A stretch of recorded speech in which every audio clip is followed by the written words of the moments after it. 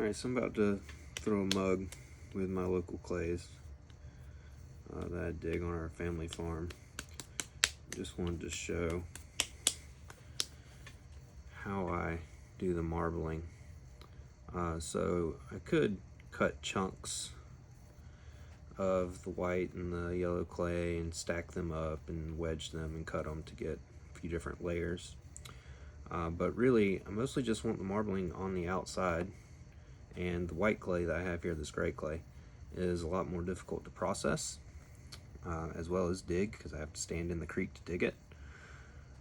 And it produces less per bucket load. So rather than wedging it in and having a little bit less control on how it marbles and what shows through, and having a lot of the white clay on the inside of the mug, if I do it this way with just little coils, I'll definitely have marbling on the outside, and this little section here at the top is also going to create some marbling in the top, maybe quarter to fifth of the mug.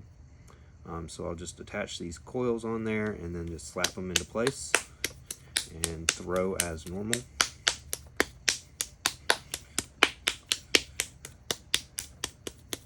Do have to cone up and down a few times to really get these blended, otherwise they will delaminate because they are different clays. And I don't want any cracks where the yellow meets the white or the gray. So I want to get those lines smoothed out pretty well here, and then coning it up and down will create the marbling and help to blend those two together even more.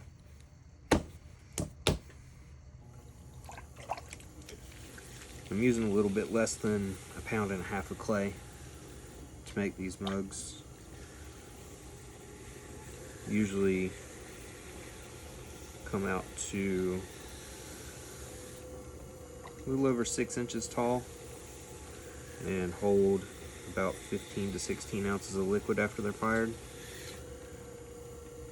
The height is my main concern so that I can pack the kiln efficiently. So if it's much over 6 inches, then I can't really fit them on the bottom shelf with my 6-inch post, and then also have room for vases up top. So a little over 6 inches is fine wet, but by the time it's dry and going into the kiln, I need these to be just under 6 inches.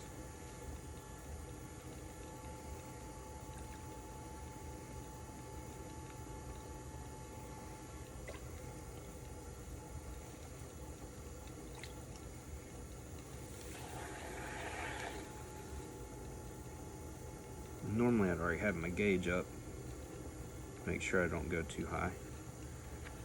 But I've gotten pretty used to throwing them this height, so it shouldn't be an issue. But I'll double check when I'm finished and cut off the top if I need to.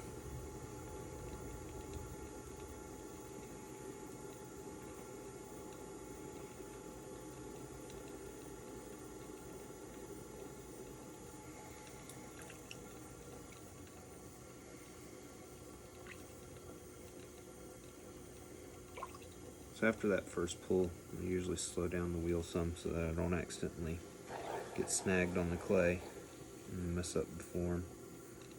Let it going a little bit slower, that's a lot easier to avoid.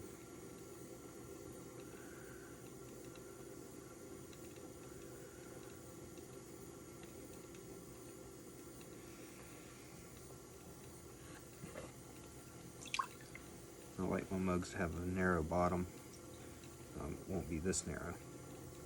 I want to start off there, and then I'll push out and make sure it's nice and thin at the bottom so it's not too heavy.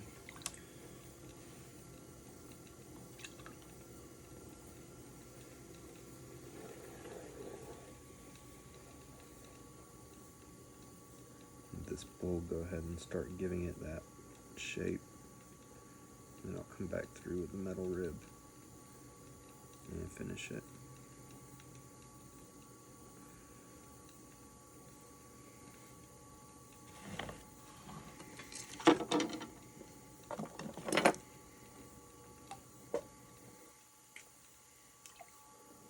Also like to save some time in the trimming process by going ahead and getting rid of most of the excess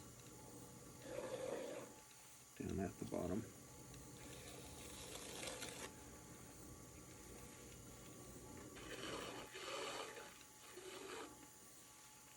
It's the main reason why I use this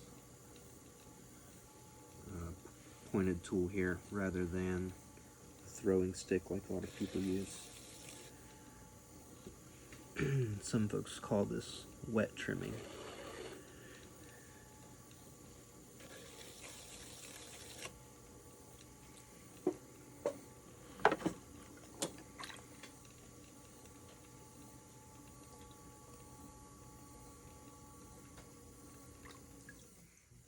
My wild clay here doesn't have quite the plasticity of a commercial clay, so I do have to kind of keep it a little bit damp even where I just did that wet trimming, or it'll start to crack and come apart.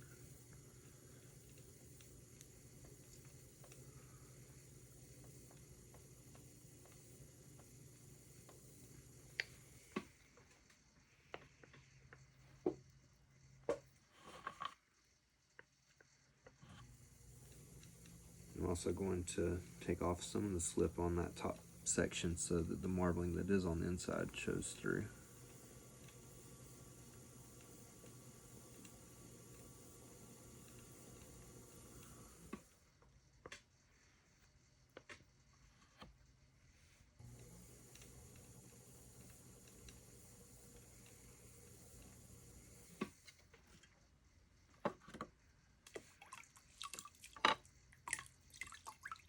Okay, so we'll remove the water from the inside.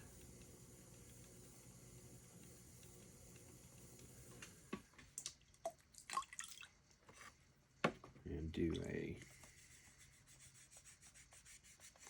rough measurement to see where I stand in terms of height. Alright, so that right there is 6 inches and just a little tiny bit above it. That should be fine. When this dries, it'll shrink down below that 6-inch mark, and this should fit perfectly on the bottom shelf of my kiln. Just clean up my vat some.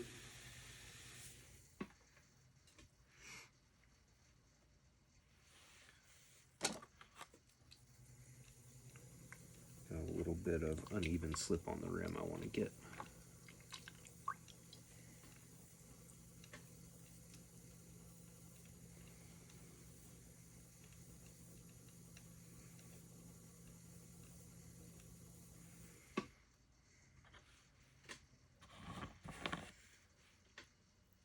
Alright, so I'll wire this off in a second and see if I can show the inside